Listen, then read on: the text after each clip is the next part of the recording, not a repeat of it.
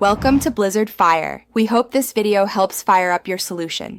In this video, I will explain how to make a delicious mushroom soup. We will start by gathering all the essential ingredients.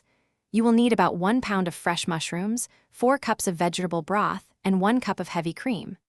Don't forget 1 large onion, 2 cloves of garlic, 2 tablespoons of butter, and 1/4 cup of flour.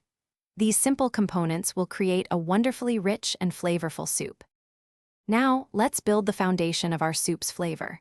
Begin by melting 2 tablespoons of butter in a large pot over medium heat. Add your finely chopped onion and cook it gently for about 5 minutes until it becomes translucent and soft. Next, stir in the minced garlic, cooking for just 1 minute until its aroma fills your kitchen. Finally, add your sliced mushrooms and sauté them until they release their natural liquids. To achieve that perfect creamy texture, we will now thicken our soup. Sprinkle 1/4 cup of all-purpose flour over your sautéed vegetables. Cook this mixture for about 1 minute, stirring constantly to create a light roux. Gradually whisk in 4 cups of vegetable broth, ensuring there are no lumps. Bring the soup to a gentle simmer and let it cook for 10 minutes, allowing the flavors to meld beautifully.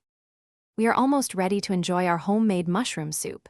Stir in 1 cup of heavy cream and heat it through gently, being careful not to boil. Now is the time to season your soup generously with salt and freshly ground black pepper to taste.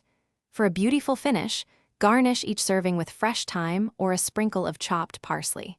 Serve your warm, comforting mushroom soup and savor every spoonful. Thanks for watching. If you found this helpful, don't forget to like and subscribe.